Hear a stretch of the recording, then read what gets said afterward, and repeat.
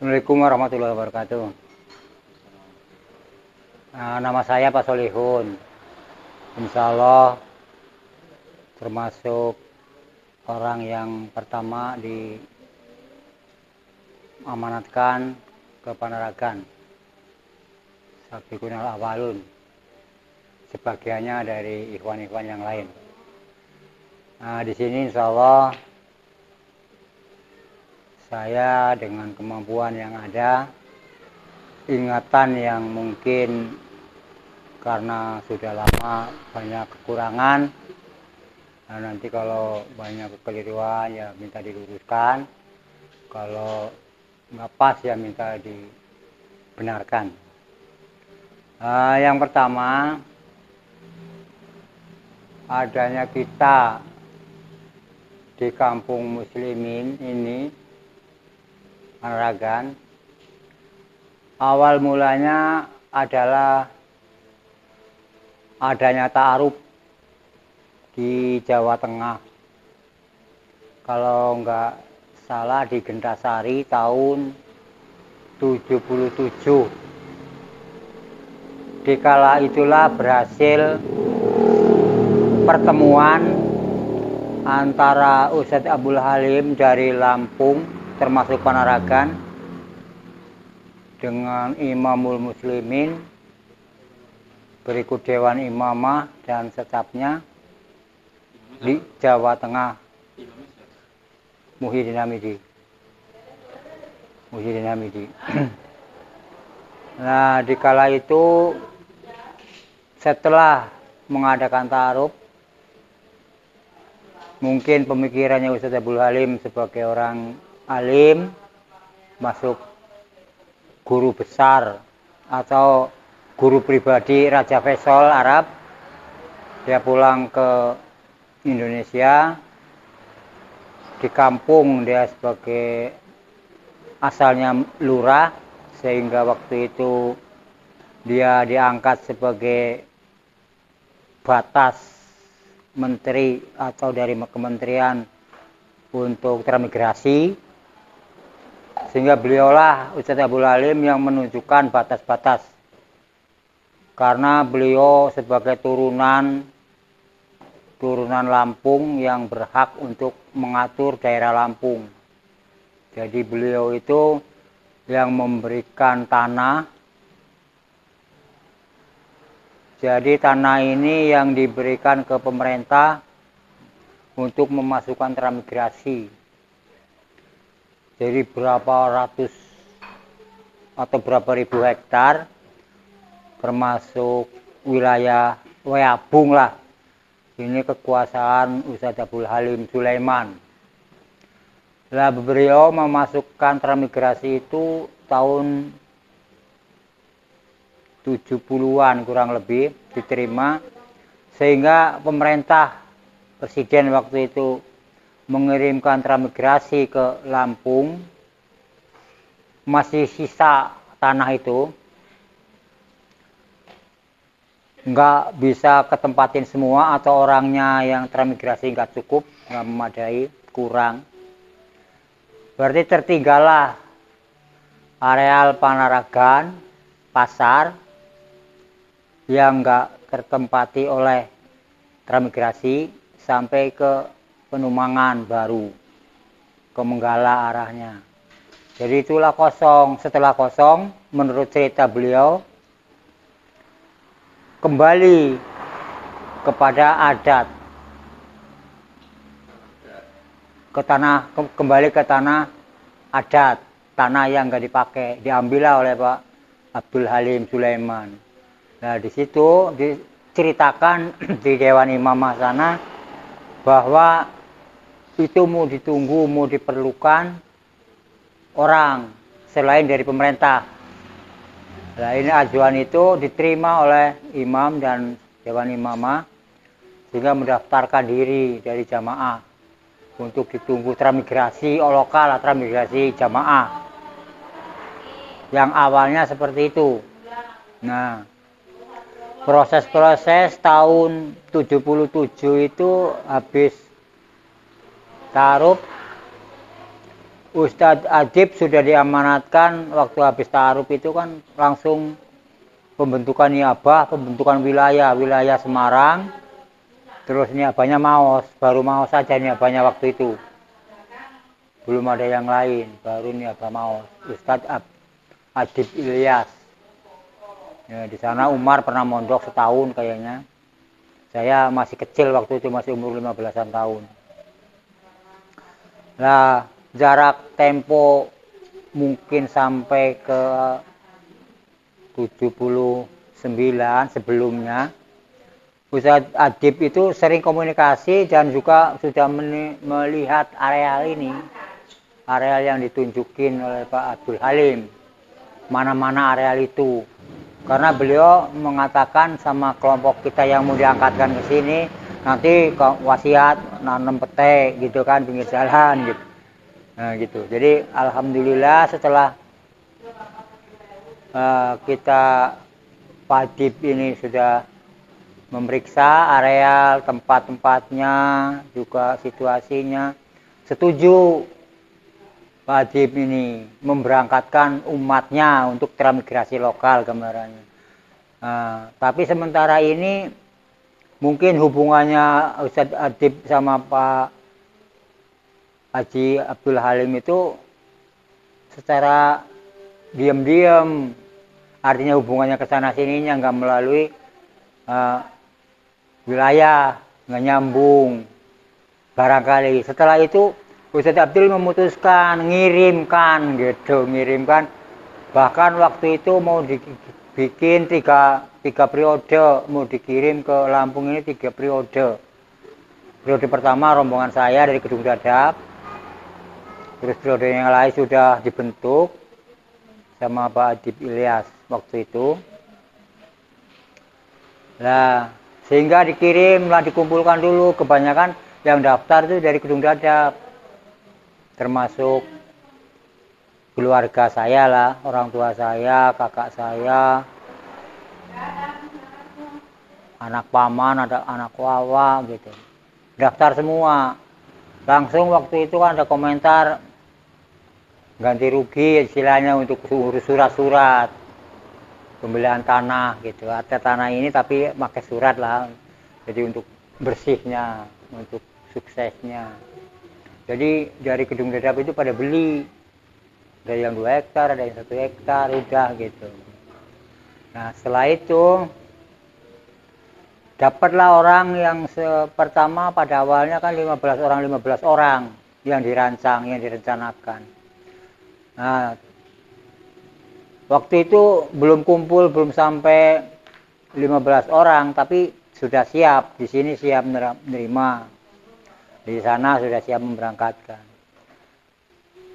Nah, tapi terlunta-lunta di jalan pengirimannya orang itu yang ikut, yang sudah harus diberangkatkan yang periode awal dari Gedung Dadap itu ada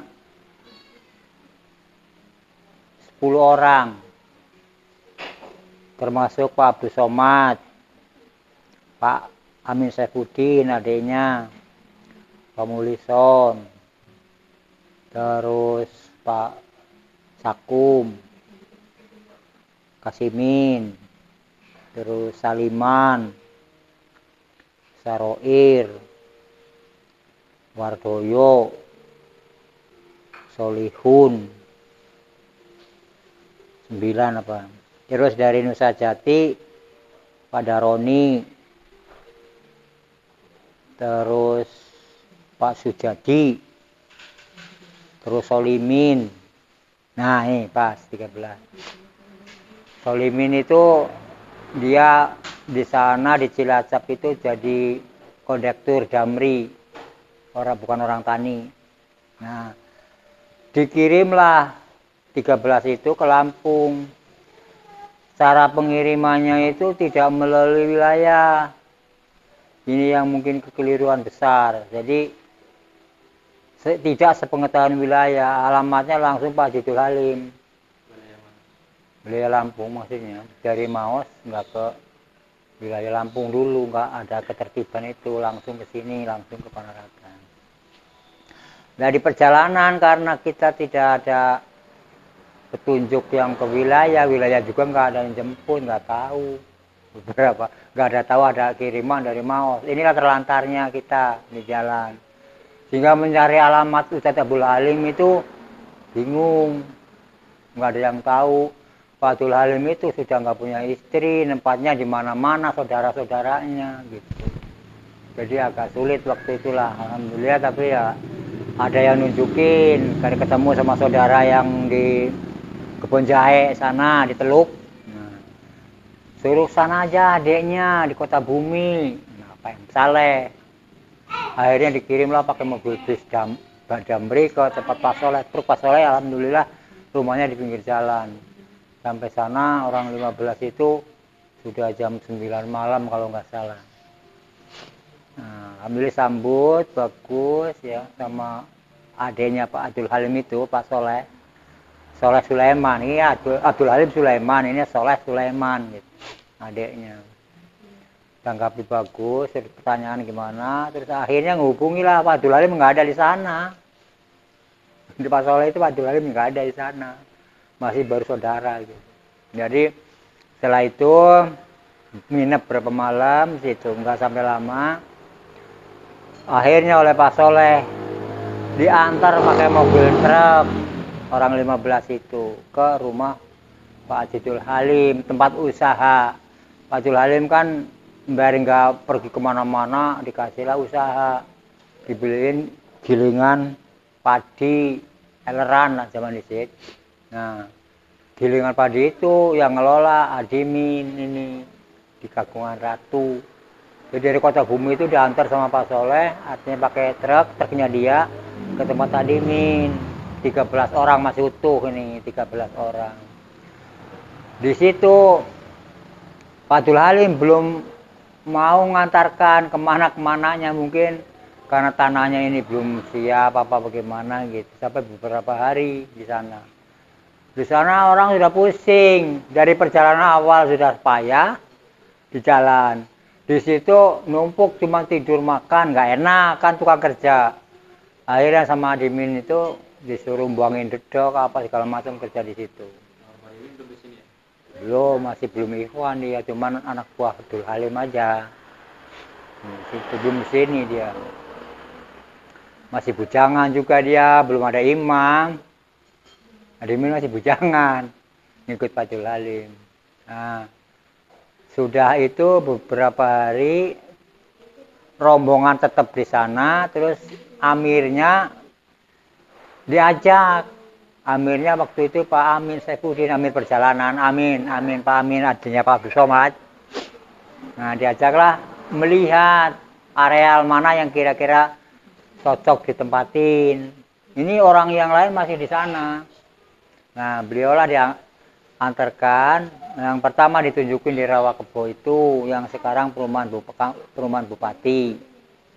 Yang Rawa itu, ada cucian mobil. Nah, terus ada yang di Mulyasri, 3 tempat memang. Yang satu di sini. Nah, Pak Amin milihnya ini. Tuh. Tapi ini masih hutan juga, masih jalannya masih batu gede-gede gini, jalan Belanda, teman Belanda dulu. Nah, sudah itu udah iya, oke. Pak Amin juga nggak mau lama karena dia cuma sebagai pengantar aja, Amir Perjalanan lah gitu, mengantarkan, menempatkan. Sudah beberapa hari, udah selesai, Pak Amin pulang. Nah, kita tinggal orang 12. Orang 12 itu diantarkan ke sini, di sini belum ada tempat, belum ada rumah. Akhirnya Pak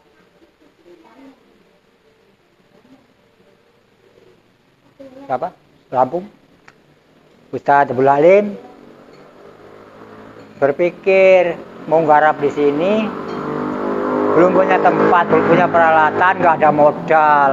Kita kan nggak ada bekal modal. Beliau juga bingung mungkin. Akhirnya kita suruh nunggu di Simpang 3 itu yang Tugu Batu. Ada rumah kosong, di bawahnya bekas anjing, bekas apa. Suruh nunggu di situ. Garapnya di sini. Jadi tiap pagi jalan, sore pulang karena jalan pulang kaki itu dari Simpang 3 ke sini jalan kaki. Mondar-mandir. Ya pokoknya nunjukin ini mau bikin batas dulu cari tempatnya bener apa enggak gitu kan. Nah, di situ masih di sana udah ditanyakan sama mantan lurah di sana, ini orang mana, mau kemana, mau apa gitu kan. Ada proses. Udah bingung kitanya kan, belum apa-apa ada pertanyaan seperti itu kan udah bingung, ada masalah gitu lah dengan kampung tapi kan, ya orang tanya gitu. Beberapa hari kemudian dari situ kita belum ada garapan, belum apa. Baru ada utusan dari Jawa yang melepaskan kita orang 13 itu. Adib ngutusnya kemana, ke Muhajirun. Muhajirun bingung, nggak tahu kok ada kiriman seperti itu. Nah kan ini, di sini agak rumetnya. Muhajirun nggak tahu. Akhirnya orang yang dari Jawa Tengah sama Hambali kontrol masuk ke sini, ke Lampung, ke Panaraga. Nah setelah itu disimpulkan, yaudah pulang dulu aja. Karena ini tanahnya belum selesai, belum apa, pulang maksudnya ditarik ke wilayah semua orang yang ada di sini. Masih bulan-bulan itu, belum sampai pertengahan bulan 79 belum. Masih beberapa bulan gitu, mungkin bulan 3 ada ke sini, bulan 4 lah, belum sampai bulan-bulan.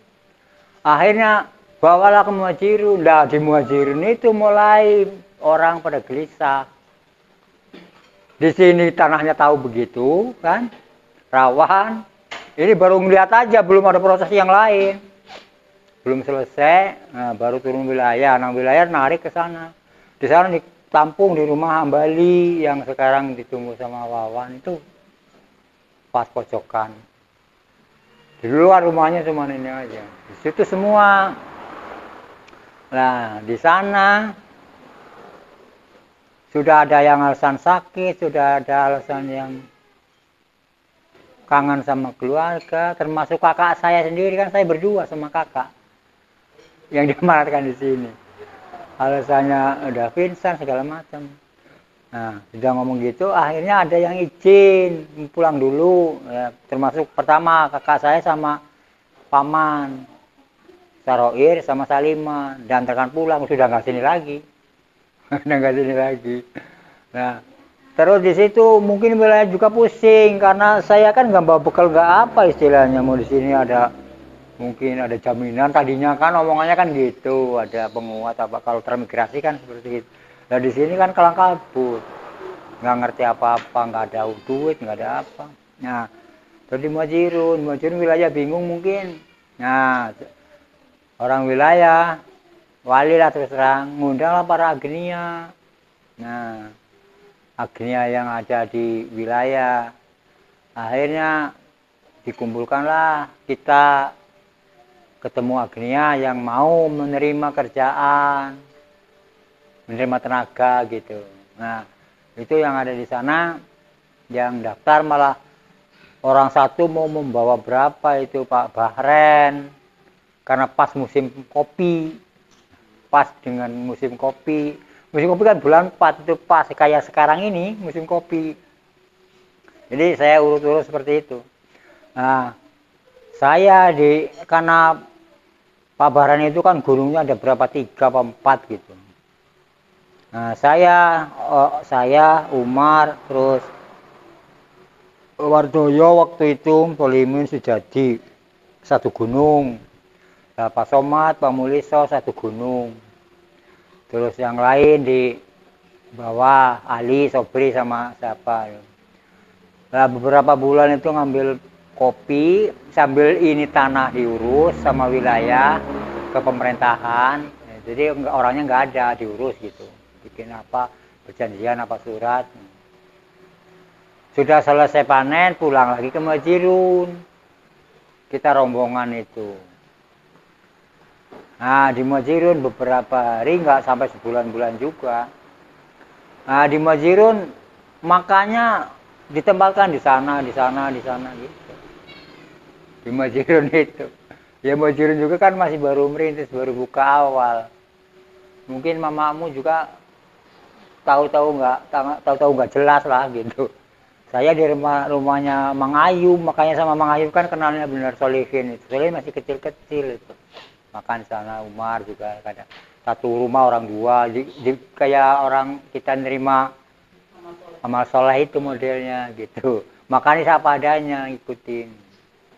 Jadi berangkat ya gitu caranya, pulang dari gunung juga begitu.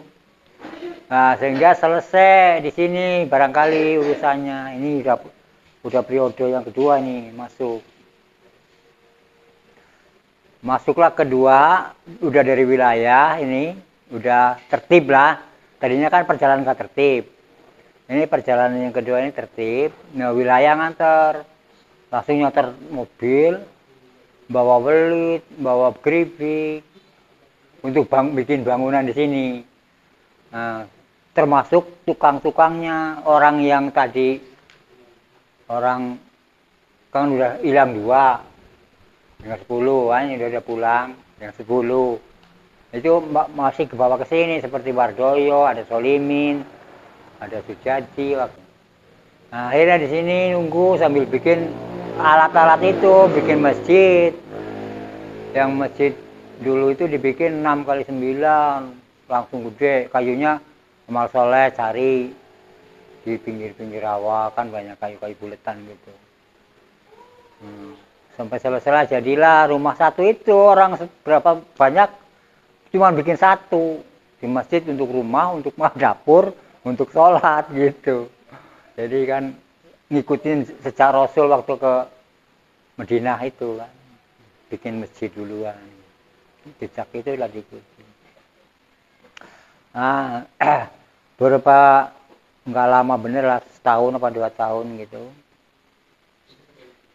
Nah, karena Pak Somad juga sebagai mengantar apa yang ambil dari sana kurang mampu segala macam lah, wilayah ini ngirim. Dikala itu makannya kita disuplai, dikirim tahun 79 akhir sampai ke 80-an itu kita makan banyak dikirim, singkong, kates, godong singkong dari sana. Selama membangun masjid di belakang itu, yang rumah dari sana itu. Jadi setiap sore kita di pinggir jalan nongkrong nungguin bis lewat. Bis kan ada 3, cuma bis 9 namanya, tapi cuma 3 yang lewat sini zaman dulu. Jadi paketnya itu bis Damri, bis gede, bis 9. Jadi kalau dari Majirun nitipnya ke bis itu, di sini tempatnya di sini. Jadi udah dari zaman itu kita sudah kenal bis. Jadi tiap sore kalau ini pas habis kosong, ada kiriman singkong 1 karung, 2 karung, ada kates, ada godong. Di sini karena waktu itu masih kerdil, kirim terus dari sana. Nah, itulah tahu ilmu kenapa singkong bisa lama. Makan singkong sampai setengah bulan nggak bosok gitu. Kubur singkong itu. Makan singkong biar awet dikubur. Daun singkong waktu itu sampai kering, gimana caranya? Masak dulu ya, zaman dulu kan nggak ada kulkas, nggak ada apa. Jadi, biar awet gitu. Sambil kita di sini cari kerja Maisa kemana, nggak ada tetangga kan. Nah, tetangganya cuma Tulung Senai itu, juru 2 orang, Tulung Senai juga orang yang paling tua di situ. Nah, dia punya kebun lah sedikit-sedikit, singkong apa gitu. Udah situ habis, lari ke Munggalamas, cari kerjaan, bikin boloran, bikin kolam untuk ikan. Pokoknya cari usaha. Setelah itu kita cari ke penemuan lama sana. Nah, ini sudah berapa bulan, berapa ya tahun yang itu tahun 2000, masih tahun 80. Nah, datang peternakan ini datang masih tahun 80 akhir. Mager, kita dikuru pagar 22 hektar dipagar sama ternak, karena ternak itu mau dipakai penampungan sapi. Sapi itu untuk nyuplai transmigrasi. Jadi penampungannya sapi di sini. Ya termasuk dikurung kena pagar itu. Jadi transmigrasi, dijatah sapi, sapinya dibikinkan di sini kandangnya gitu. Jadi dikurunglah kita. Nah, Setelah kita usul-usul untuk sama pegawainya, ya udahlah nggak apa-apa. Yang penting ini kan kita tugas, nggak apa-apa. Akhirnya kita hidup ya bersamaan gitu. Cuman alhamdulillah juga sapi itu nggak berapa lama, nggak sampai 2 bulan, 3 bulan udah nggak jadi lagi, hilang lagi. Tapi dia udah 300 hektar ini sama sapi itu untuk ternak sapi udah digarap, udah bikin jalan batu, udah bikin kandang bagus-bagus. Tapi sapinya yang hilang, sapinya yang nggak masuk. Udah nanam rumput, akhirnya bongkor lah, digarap orang, itu ternak, rebutan orang. Akhirnya itu masih Pak Abdul Halim sebenarnya tanah itu. Karena tanah ini diserahkan ke kita itu 500 hektar.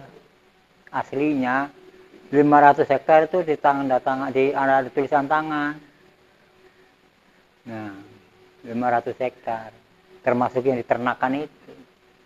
Suratnya mungkin sampai sekarang masih ada yang tulis tangan itu. Sama kalau kita mau gugat itu masih sebenarnya kena Pemda ternak segala macam sama kita. Cuman kita ngomongnya garapnya mau kemampuan, nggak berlebihan. Jadi mampunya berapa gitu. Mampunya ternyata cuma 30 hektar karena orang 15 katanya kan. Nah diambilnya itu orang 2 hektar untuk surat, bikin surat. Jadi akhirnya dikasihlah 30 hektar itu. Nah, selebihnya itu yang nggak punya kita, tapi masih punya Pak Abdul Halim. Cuman Pak Abdul Halim kan nggak ngasihkan sama kita. Nah, setelah datang ternak, kita dikurung pagar, nggak sampai setahun masih ada sisa di bawah sana 8 hektar. PTHI masuk, ngabisin tanah yang itu yang nggak dipagar, diambil lah PTHI. PTHI malah lebih serugal lagi, sabit dorong terus aja yang kosong dorong nggak ngukur duluan, jadi dia garap duluan PTHI. Nah, akhirnya kita kan kalau kabut bingung, repot sana sini digusur, istilahnya kan habis. Sampai dari kepemerintahan pun melarang kita garap di sini, nggak boleh. Sehingga waktu itu masih tahun 2000, belum 2000, 80, hampir 81 lah. Dengan adanya PTHI itulah kita diusir. Sehingga kita diculik waktu itu. Padahal kita sudah kerja di HIM. Nah, diculiklah waktu itu. Yang diculik diambil dari kerjaan itu Pak Somad, Pak Umar Abdullah, Pak Dahroni. Waktu itu diculik, dibawa ke kantor Koramil. Cuman Pak Dahroni itu orangnya prigel, jadi dia lari kabur dari mobil, dari sergapan itu. Ngizin mau kencing gitu, tapi nyumput hilang, ini masuk siring apa. Yang intinya dia mau laporan pada Roni itu. Kalau nggak ada itu ya mungkin dibawa ke Kodim semua sana. Ya alhamdulillah waktu itu karena kreatifnya Pak Daroni, akhirnya kita laporan ke sana. Saya nggak di sini waktu itu. Saya lagi ngawal Pak Abdul Halim. Pak Abdul Halim kan sering sakit, sering ke rumah sakit, sering sana. Jadi tugas saya memang nggak di sini aslinya. Makanya saya nggak seberapa paham benar detail benar per jamnya di sini. Cuman saya sering di rumahnya Pak Abdul Halim, sering ikut kerja di sana, ikut yang di gilingan padi itu, sering dibawa ke saudara-saudaranya ngambil duit apa segala macam. Jadi pengalaman saya di Pak Abdul Halim itu. Orang-orang di sini makannya payah, saya sama Abdul Halim kan dibawa ke warung makan, ke restoran segala macam. Jadi Abdul Halim itu bawa saya, senang dengan saya gitu. Artinya pengantarnya, tunjuk jalannya, artinya pengawalnya saya sering gitu. Itu umur berapa? Umur saya 79 ya baru 19 tahun. Nah, sampai sakitnya Pak Abdul Halim itu tahun berapa itu? Ya masih tahun itu di rumah sakit itu beberapa bulan aku yang nunggu di pasar bawah sana, daerah sana. di rumah sakit umum lah. Ya orang-orang kaya dia itu. Adanya Pak Abdul Halim kan bank, termasuk bagian sekretaris provinsi kalau nggak salah. Yang satu kota bumi, pokoknya orang gede-gede keluarga Pak Abdul Halim. Karena Pak Abdul Halim itu orangnya nggak mau netap di Indonesia tadinya. 23 tahun di Arab. Jadi nasihat Raja Faisal kan diambil gitu, yang diceritakan Pak Dulo kemarin. Pernah kan, Pak Dulo pernah cerita. Jadi Pak Abdul Halim itu pidato di depan para menteri, para raja gitu. Menurut ceritanya Pak Dulo kemarin. Akhirnya dia diambillah oleh Raja Faisal untuk penasihat keluarga. Ini silsilahnya Pak Abdul Halim.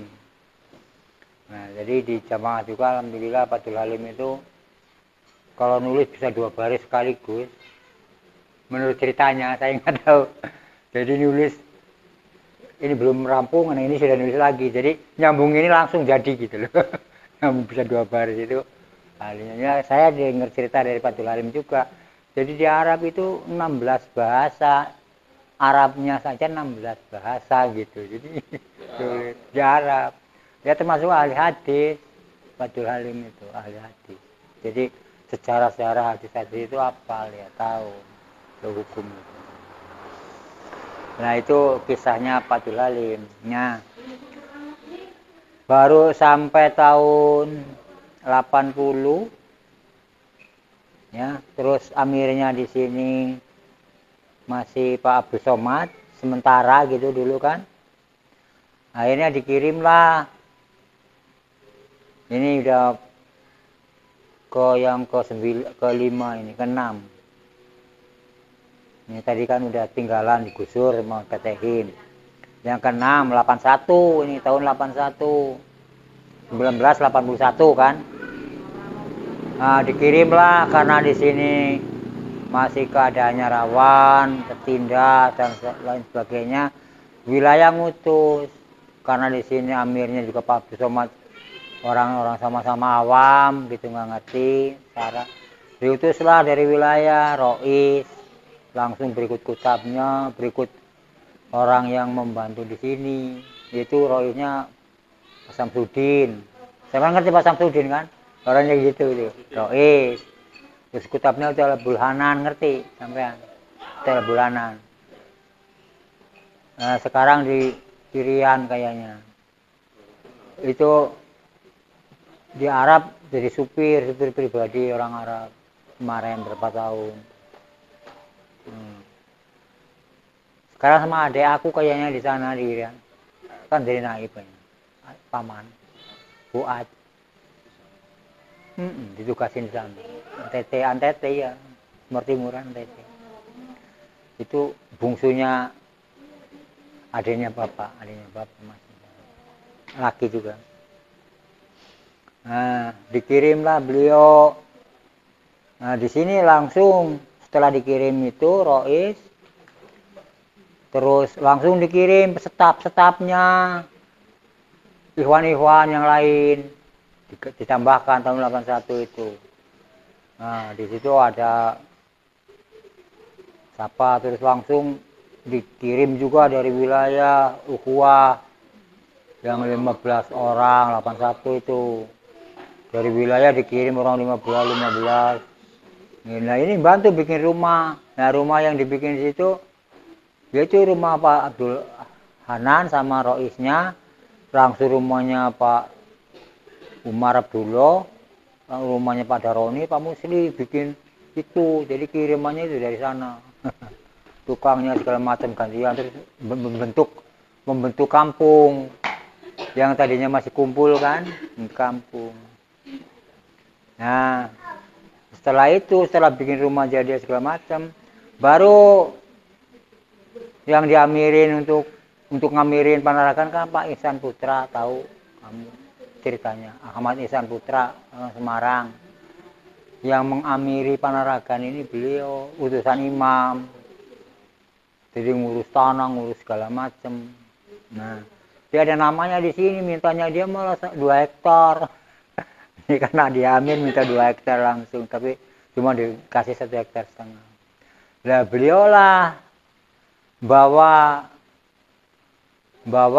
istri-istrinya seperti Pak Daroni, kan tadinya sendiri-sendiri, istrinya Pak Musli diantarin ke sini setelah jadi rumah itu. Jadi dia ketinggalan, artinya 80 akhir menginjak ke 81. Itu baru ada keluarga gitu, baru ada perempuan gitu. Dulu yang udah nikah siapa? Siapa aja? Yang udah nikah ya baru Pak Daroni sama Pak Musli. Pak Somad duda. Belison bujang, aku bujang, Umar bujang, Ali bujang. Bujang semua. Pardoyo, tapi Pardoyo selama ini dia nggak betah pulang. Solimin pulang, gitu. Sejati pulang. Yang orang-orang bukan Gedung Dadap gitu loh. Cuma yang Gedung Dadap Pardoyo, yang masih adik anak paman saya. Nah, alhamdulillah ya, semenjak dikirim itu penguat materi, penguat ukhuwah, penguat segala macam lah.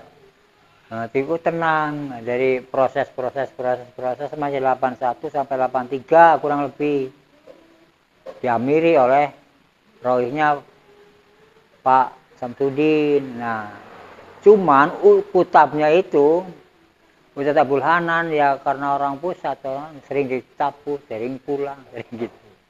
Jadi sini cuma sebentar. Yang ada ya roisnya cuma. Nah, roisnya ini waktu itu kan ya sama-sama orang nggak punya. Masih dalam keadaan nggak ada apa-apa itu sampai 83 masih kosong kita. Nanam belum bisa. Malah nanam pisang aja tadinya segini jadinya segini. Karena kepanasan kering lotok habis bukan membesar. Nanam singkong di belakang rumah aja dia cabutin monyet, belum mau subur. Paling hari-hari cari ikan ke rawa-rawa. Waktu itu ikan kan masih bebas, boleh ngambil kemana-mana. Cari ikan, bikin asin. Kadang-kadang kalau ada orang wilayah dikirim ke wilayah ikan asin. Nah, sambil cari kerjaan, kemana cari kerjaan. Alhamdulillah ya sampai. Nah, Ustaz Samsudin 83 itu belum pol juga karena Ustaz Samsudin itu termasuk orang yang paling aktif, diamanatin paling kepenak. Di Rois Tanjung Jaya, Rois Samsudin itu pindah sana pindah sini sering ditinggal. Nah ini Pak Somad gantiin sementara sebelum ada kiriman lagi. Setelah itu mungkin wilayah karena ini Samsudinnya sudah sering dipakai di mana-mana dari Rois.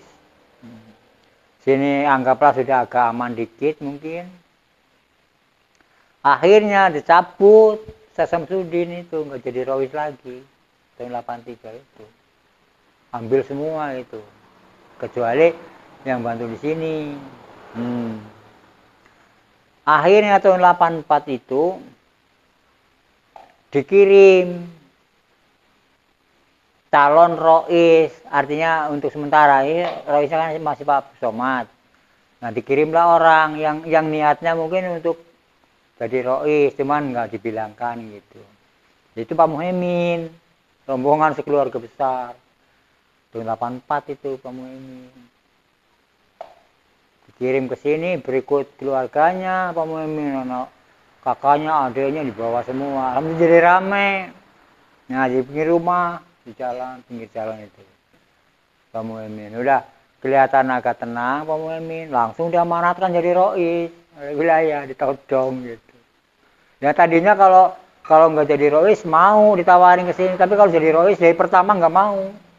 Muhaimin itu ditawarkan di sana enggak jadi Rois gitu kan, dibohongin. Padahal sebenarnya untuk Roisin, tapi di sini nggak mau kalau jadi rois, pokoknya Pak Somad. Nah setelah di sini beberapa tahun dibiarkan gitu sama wilayah. Akhirnya mungkin mikir juga Pak Somad kayak gitu kurang apa mungkin. Akhirnya tetapkanlah Pak Muhaimin sebagai rois. Tuh ceritanya seperti itu. Nah Pak Muhaimin jadi rois dari tahun 84 sampai tahun 99. Kira? 15. Iya kan? Dari ke 90-nya aja sudah 6, 99. Alhamdulillah setelah diarahkan, kita bikin kolektif, bikin kebun, mengarahkan umat, Pak Muhaimin itu. Kita nggak punya alat, kita mau garap, nggak bisa gimana caranya. Waktu itu kan nggak bisa garap lebar. Nah ternak itulah dimanfaatkan sama kita. Dia bajak 9 hektar kalau nggak salah. Cari tenaga payah waktu zaman Muhaimin. Nah kita mau nerima nanam singkongnya, tapi nggak diupah. 9 hektar gitu kita nanam singkong, tempat orang nggak diupah. Minta upahnya bajakin tanahku 2 hektar gitu. Itu asal usulnya kita dibajak 2 hektar itu. Alhamdulillah kita kelola, kita terus. Akhirnya ada petunjuk di sana ada Ikhwan katanya di Ujung Batu kan. Nah baru kita cari Ikhwan di Ujung Batu, ketemu Pak Soleh, Madropi. Masih tahun-tahun itu. Nah ketemu, dia alhamdulillah gabung ke sini, Jumatnya sini, dari Ujung Batu Jumatnya di sini. Di Ujung Batu Jumatnya anak-anak si Nur Yamin apa sekolahnya di sini. Karena belum ada itu 90-an lah. Kurang lebih itu masih Nur Yamin sekolah, si Idanya Iwan ini pada sekolahnya di sini. Nah, 98-nya kan 97-nya kan aku nikah sama mama kamu. 87. Ya artinya ini kan 84 tadi ke 99 ya, di antara itulah. Nah, 87 itu nikah. Nah, di sini udah ada Samidin, sudah ada Miftahuddin, masih kecil-kecil itu. Akhirnya ngaji lah, mama yang pertama ngajarin ngaji di sini. Nah, akhirnya Umar punya anak. Anak pertama juga meninggal Umar ya. Anak pertama meninggal, terus lahir lagi si Mutmainah. Akhirnya di sini ngaji waktu itu, bukan sekolah, ngaji orang berapa. Ya mama yang ngajari Samidin itu, si Miftah. Jadi guru pertama di sini ya mama, guru pertama ngaji. Sehingga pada gede bisa usaha anak-anak itu. Terus saya ikut untuk tanam sayuran, tanam apa kan. Saya masih bujang udah nanam sayuran usahanya gitu. Jadi yang bisa cepat dapat hasil kan dari sayuran. Saya udah muter pasar terus. Nah, jadi zaman sulit itu orang kan pada masih ngerokok. Pak Muslih, Pak Daroni masih ngerokok gitu. Ini belum ada orang lewat, cari kuntung di jalan ini sulit. Dari Tegesan gitu loh, nggak ketemu dua. Nah, saya diutus ke Pak Abdul Halim kan di sana. Pak Abdul Halim ngerokok apa? Buang. Udah nggak ada, saya kumpulin taruh plastik Tegesan. Tengah plastik saya bawa ke sini ya jadi pelaku. Di sana giling padi kan, gilingan zaman itu kan pakai besi, menirnya akeh. Menirnya itu udah itu saya kipas lagi, menirnya itu saya kipas, saya giling lagi, ketemulah menirnya itu saya kirim ke sini. Itu jadi uhuahnya saya dari zaman masih bujang. Jadi uhuah Islamnya saya, kebatinan saya itu nolong orang dari bujang, udah nggak untuk pribadi gitu, hitungannya seperti itu. Jadi udah nggak kaget, sampai sekarang juga nggak. Waktu itu malah nggak ngerti dalil bahwa ngasih terus nanti Allah ganti, nggak, belum ketemu dalil-dalil itu. Nggak ketemu. Orang di sini mau ngapal aja apa yang dihafal, masih pada bodoh lah termasuknya. Terus ada kiriman ustadz nanyain apa yang kira-kira kita hafalin, kita baca, ya dalil-dalil jamaah itu, akhirnya barulah kita belajar. Jadi Pak Muhaimin sampai ke 99 ini kurang lebihnya ya. Maaf ini kan nanti kalau memang tahunnya atau waktunya ini selisih ya, namanya juga inget-ingetan. Selesai dia pulang. Nah, karena apa juga pulang itu di gunung dibuka lagi. Yang tempat dulu itu kan dari gunung Hurun yang sekarang dipakai itu kan ditutup, waktu itu nggak boleh ke sini lari. Udah kelihatan dibuka lagi, ke sana lagi, buka lagi yang bekas dulu gitu ceritanya. Nah, tapi di sini insya Allah Ikhwan nggak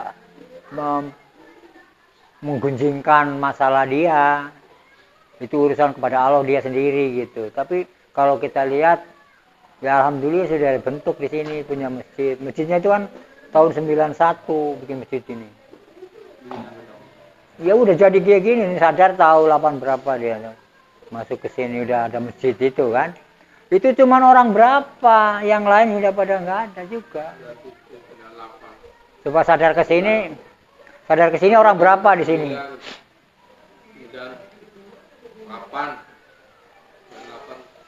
Kesini ada siapa waktu itu?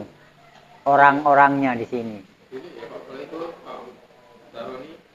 Masih ada itu ya semua. Artinya belum ada orang 15 kan nggak ada kan? Nggak ada. Nah, alhamdulillah itu sadar. Ya sadar sendiri ngaku kalau yang nasehatin kan Pak Solihun. Saya buka warung di sini gitu. Jadi sering ke warung saya ngobrolin gitu. Kalau bapak ngomong kan langsung plok langsung ke arahnya gitu. Ini nerima juga ya. Haryono itu Jumadi kan orang camp Parlan itu zamannya itu. Zaman kalau Parlan di situ apa? Di Parlan.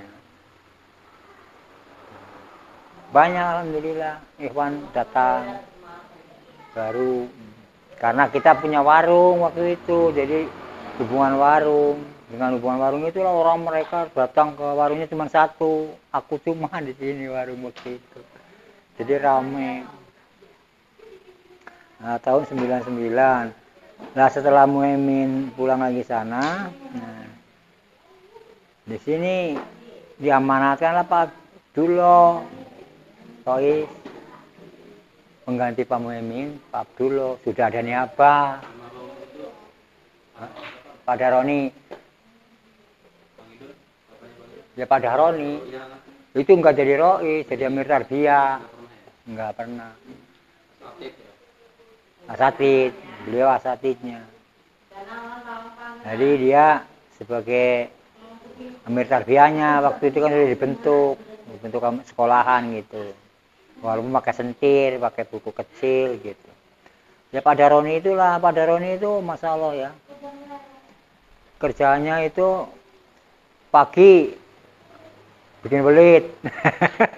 Sore matul cuk siang bentar. Terus ngajar, terus gitu. Muter kerjanya selain kerja jauh. Ini Pak Daroni itu. Jadi untuk ibadah, untuk terus amal soleh, anak-anak ini bisa beli ladang dari olahan Pak Daroni, dari anak-anak itu. Jadi sekolah garap segitu lebar, cuma anak-anak, nggak pernah orang tua istilahnya, garap ladang untuk tarbiyah, garap apa. Tapi yang ngelola Pak Daroni, bikin tanaman singkong apa segala macam, sudah mendekati ke sini. Pak Abdullah, pausnya langsung tahun 2005 sampai Pak Abdullah ini ya, kurang lebih lah. 2005-nya pausnya dimusyawarahkan oleh niabah diganti. Waktu itu diganti sama Sodikin. Ya ini di antara Pak Daroni masih hidup kayaknya masih, karena Pak Daroni yang usul ke sana kan. Pak Daroni. Kadaroni yang ngusul-ngusul terus ke Abah. Almarhum Pak Darun masih hidup. Masih. Jadi Rois tadi. Setelah itu berapa tahun ini Rois Sodikin? Mungkin kurang lebih 5 tahun, 4 tahun Sodikin dari Rois. Terus waktu itu amir subahnya Bukhari. Amir subahnya Bukhari. Nah, wali-wali itu yang baru-baru datang dari mana? Kayak Sodikin kesini sendiri karena Umayyah asal usulnya. Itu tahun zamannya Muhaimin. Datang Pairan, datang Sodikin. Itu cuma berdua dari Tata Karya. Durrahman dulu kan, Durrahman Ogun. Cuma Durrahman langsung sekolah ke wilayah. Karena ditunjukin ke wilayah, dia malah kecantel di wilayah belajar. Durrahman itu aslinya saudara yang sedikit. yang kemarin gitu. Iya, terus Pairan ini dari Titi Rantai. Pairan, Titi Rantai. Udah. Jadi di sini Maisa niatnya dia ke PT Him. Nah, udah itu naibnya Sodikin, Roisnya Sodikin sampai 2010 kurang lebih tuh. Naib Roisnya Sodikin. Sudah itu karena kita sudah ada pemekaran niabah. Tadinya kan bandar. Karena sudah merasa dewasa juga naibnya Bandar Pak Wirno sudah bolak-balik usul, belum minta diganti. Nah sini udah mulai banyak orang, nah Ciamis banyak, dipecah jadi 2 zaman itu. Nah ini Roisnya tadinya gabung niabahnya Bandar, sekarang dipisah jadi niabahnya Panarakan sama Ciamis zaman itu. Akhirnya niabahnya ini naibnya siapa? Nah karena di sini dilihat waktu itu Sodikin walaupun jadi Rois, tapi kan ilmunya gitu kan, zaman itu kan ilmunya lihat S-nya gitu kan, lihat pendidikannya masih berat Parlan, akhirnya Parlan jadikan naib. Awal-awalnya naib. Kalau itu tahu. Naib Parlan. Nggak lama Parlan jadi naib. Ada sengketa tanah itu Sabu Jagat.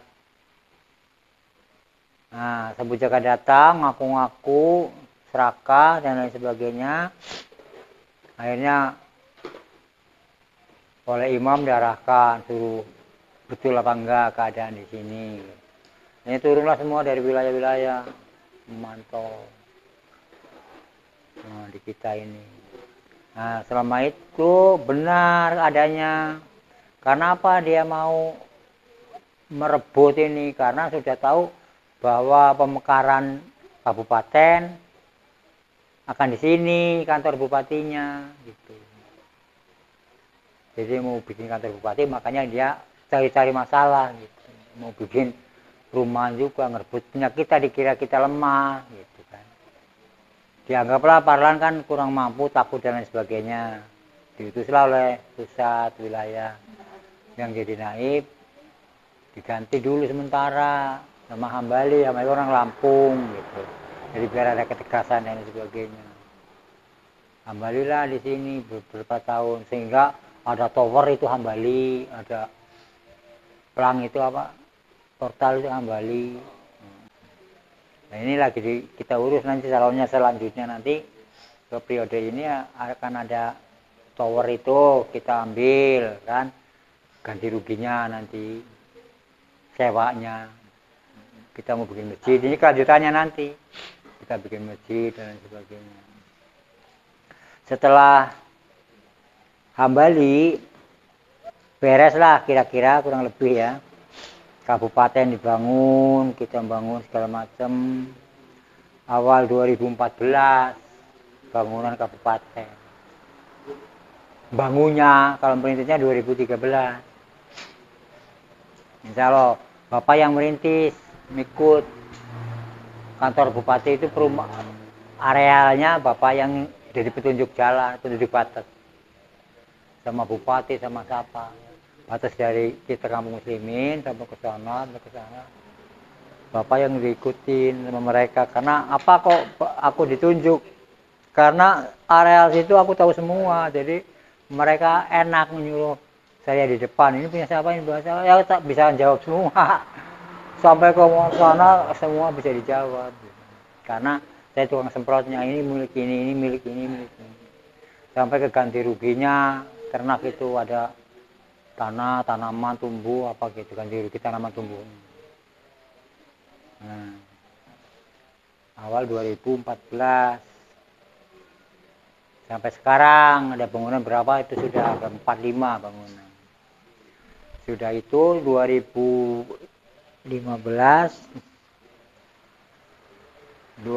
udah agak tenang. Terus akhirnya pilihan lagi setelah kembali kan.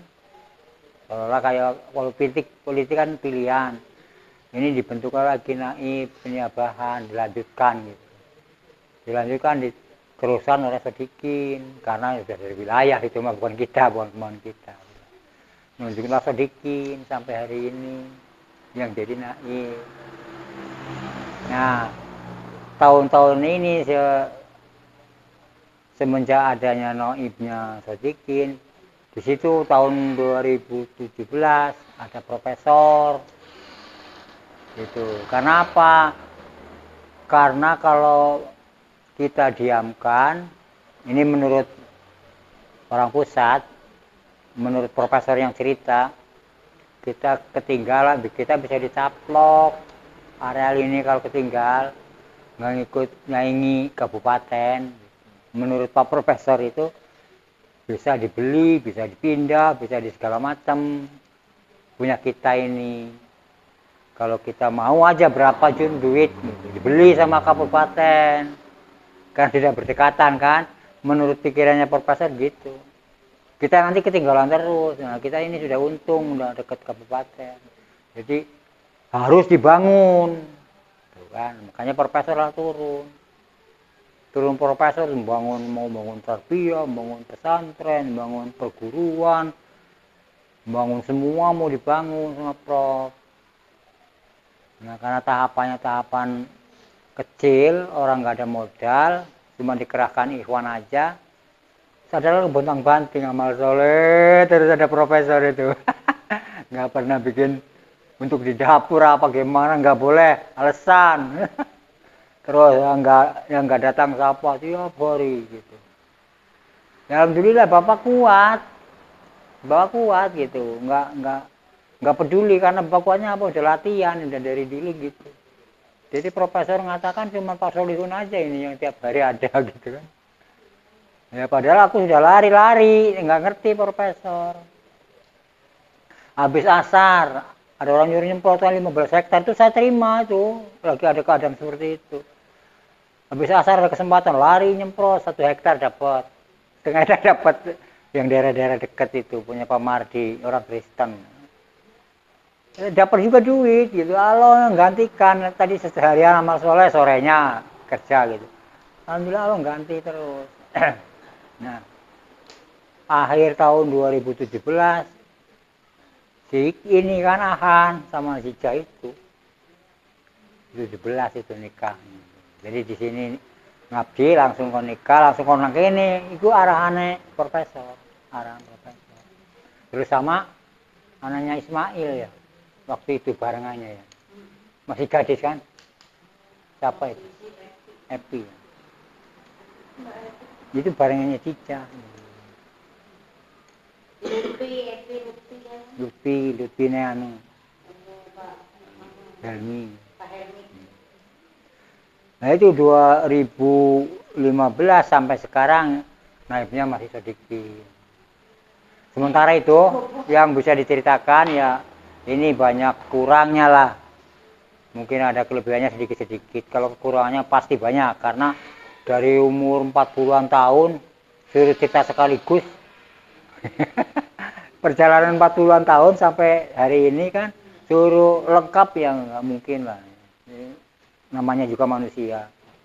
Ada kekurangannya, ada kesalahannya. Apa yang saya sampaikan ini Semoga Allah memaafkan, mengampuni, dan juga meluruskan apa yang saya sampaikan ini apabila menyimpang jauh. Insya Allah selanjutnya nanti bisa dikoreksi lagi. Mungkin kalau ada lagi seperti ini mungkin nambah lagi gitu, karena masalahnya kan dari 40 tahun sekian sampai hari ini baru suruh cerita gitu. Jadi masih banyak, sebenarnya masih banyak kekurangan-kekurangan itu. Juga bisa juga kalau nanya ke orang lain yang sama-sama awal, beda lagi ceritanya gitu. Tadi nggak jadi masalah gitu, cuman ini selintas saja. Mungkin yang lain kalau selengkap ini kayaknya nggak mampu. Alhamdulillah saya bisa mampu selengkap ini.